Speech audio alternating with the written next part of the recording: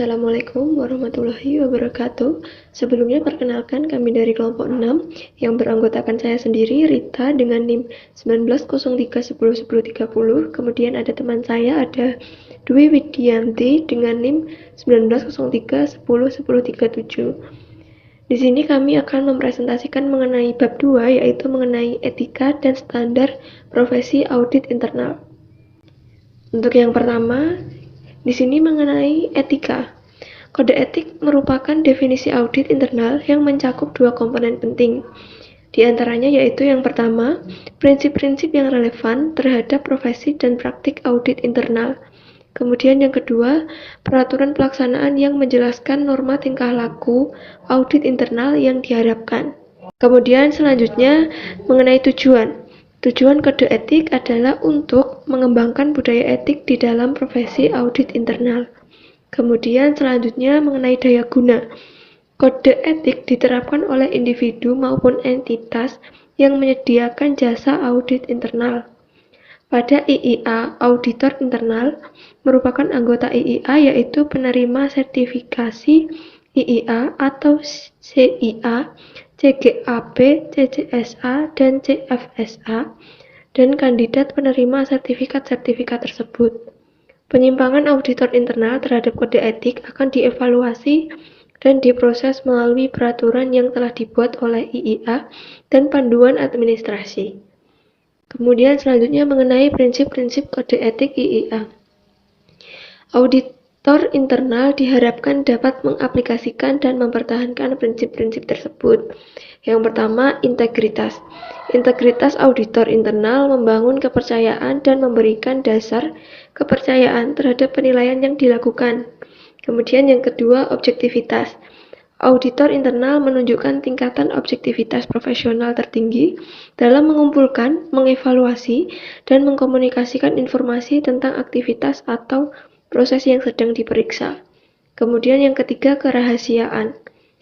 Auditor internal menghormati nilai dan kepemilikan informasi yang diterima dan tidak mengungkapkan informasi tanpa otoritas yang sesuai, tanpa jaminan sah atau tuntutan profesional dan lain sebagainya. Kemudian yang keempat ada kompetensi. Auditor internal menerapkan pengetahuan, keahlian, dan pengalaman yang diperlukan dalam menjalankan tugas dan tanggung jawabnya pada jasa layanan audit internal. Kemudian untuk selanjutnya akan dilanjutkan oleh teman saya Dwi Widianti. Terima kasih. Assalamualaikum warahmatullahi wabarakatuh. Di sini saya Dwi Widianti dengan NPM 37 akan menjelaskan mengenai peraturan perilaku, yaitu aturan pelaksanaannya. Yang pertama, integritas. Auditor internal harus menjalankan pekerjaan dengan jujur, tekun, dan bertanggung jawab, menaati hukum, dan membuat pengungkapan yang disyaratkan oleh hukum maupun profesi. Tidak dengan sengaja menjadi bagian dari aktivitas ilegal apapun atau terlibat dalam tindakan yang terpuji, baik bagi profesi audit internal maupun organisasi, dan menghormati dan memberikan kontribusi bagi tujuan yang sah dan etis bagi organisasi. Yang kedua yaitu objektivitas.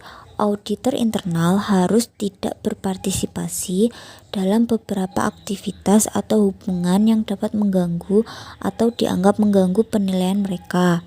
Tidak akan menerima apapun yang dapat mengganggu atau dianggap mengganggu keputusan profesional mereka, serta mengungkapkan semua fakta material yang diketahui. Yang ketiga yaitu kerahasiaan. Auditor internal harus berhati-hati dalam menggunakan dan menjaga informasi yang diperoleh dari bagi tugas mereka, dan tidak akan menggunakan informasi untuk keuntungan pribadi atau hal-hal yang bertentangan dengan hukum atau merugikan tujuan yang sah dan etis bagi organisasi. Yang keempat yaitu kompetensi. Auditor internal harus menjalankan jasa apabila auditor memiliki pengetahuan, keahlian, dan pengalaman yang dibutuhkan. Menjalankan jasa audit internal sesuai dengan standar praktik profesional audit internal dan meningkatkan keahlian maupun efektivitas serta kualitas jasa audit secara terus-menerus. Standar profesi audit internal. The International Audit Standard Board atau IIASB telah merilis revisi standar terbaru yang efektif diberlakukan mulai Januari tahun 2013. Dengan diterbitkannya standar tersebut, berarti baik auditor internal maupun SKAI wajib mematuhi standar-standar terkait dengan integritas, objektivitas, kerahasiaan, dan kompetensi profesional. Dokumen standar IIA yang dapat diterapkan oleh auditor internal dikenal dengan Standar Internasional untuk Praktik Profesional Auditor Internal atau SIPPAI. Tujuan SIPPAI yaitu untuk yang pertama, menggambarkan prinsip-prinsip dasar yang mempresentasikan praktik audit internal yang seharusnya. 2. Memberikan kerangka kerja untuk melaksanakan dan mengembangkan berbagai aktivitas audit internal yang mempunyai nilai tambah. Memberikan kerangka dasar pengukuran kinerja audit internal serta meningkatkan proses dan operasi organisasi. Perkembangan audit internal di Indonesia. Di Indonesia juga telah diterbitkan SPAI yang disusun secara bersama-sama oleh profesi audit internal yang terdiri atas The Institute of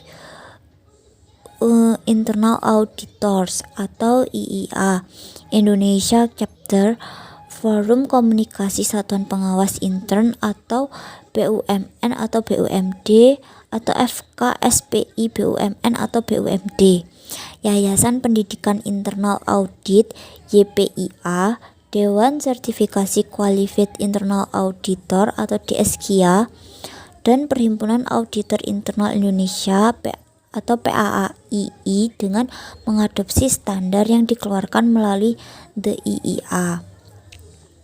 Demikian yang dapat saya presentasikan. Kurang lebihnya kami mohon maaf. Wassalamualaikum warahmatullahi wabarakatuh.